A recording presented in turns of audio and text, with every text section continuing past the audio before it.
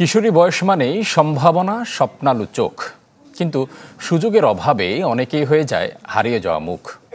স্বাস্থ্য, শিক্ষা আর আত্মবিশ্বাসের ঘাটতি তাদের নেতৃত্বের পথ রুদ্ধ করে দেয়।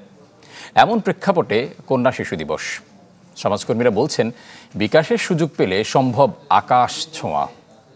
রিপু আহমেদ মামুনের ক্যামেরায় জিনিয়া কবি সূচনার রিপোর্ট। আমি বুঝি নির্মাণের শিল্প, সালাম স্টিল বোঝে ডিউরেবিলিটি। সালাম still, most durable still.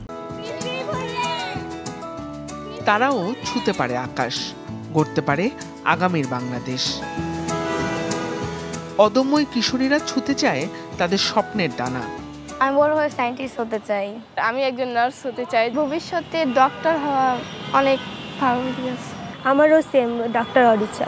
I like teacher. এই মেয়েগুলো ঠিক এখনই গড়ে নিচ্ছে তাদের স্বপ্ন, কিন্তু বাস্তবতার দেয়ালই যেন স্বপ্ন ছুঁতে বড় বাধা। এই যে রিকশায় যে আমরা বসি, ড্রাইভারের সাথে যদি বসতে ওরা টাচ করলে আমাকে ভালো লাগে না। মানে আমি বেশি এগুলা বলি না, নিজের কাছেই রাখি বা ফ্রেন্ডকে বলি। সন্ধ্যা হলে বলে ঘর থেকে বের হবা না, ফ্রেন্ডদের সাথে যাইতে চাইলে বলে যাবা না, কিন্তু সেখানে ছেলেদের অনেক কিছুই দেওয়া হয়, ওদের বলতেও হয় না, শুধু বলে আম্মু যাইতেছি। ছোট বোন যখন হয়েছিল তখন অনেকেই অনেক আশা ছিল যে ওর বদলে ছেলে হবে, আমার ভাই হবে। তো এটা নিয়ে আমাদের আশেপাশের মানুষরা অনেকভাবে কথা বলছে। আজও কন্যা শিশুর বিকাশ আটকে যায় প্রথাগত মানসিকতা, নিরাপত্তাহীনতায়।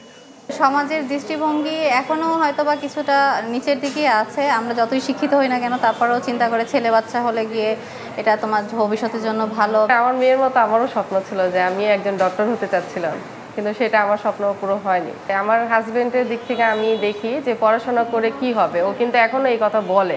টিনেজারদের যেটা হয় প্রবলেম, ওদের হরমোনাল চেঞ্জের কারণে কিন্তু ওরা মানসিকভাবে খুব বিব্রত থাকতেছে। জাস্ট ওদেরকে একটু অ্যাওয়ার করলেই কিন্তু এই জিনিসটা আমরা খুব সহজেই কিন্তু এটা ওদেরকে মনের দিক থেকে ওদেরকে আমরা ভালো করতে পারি।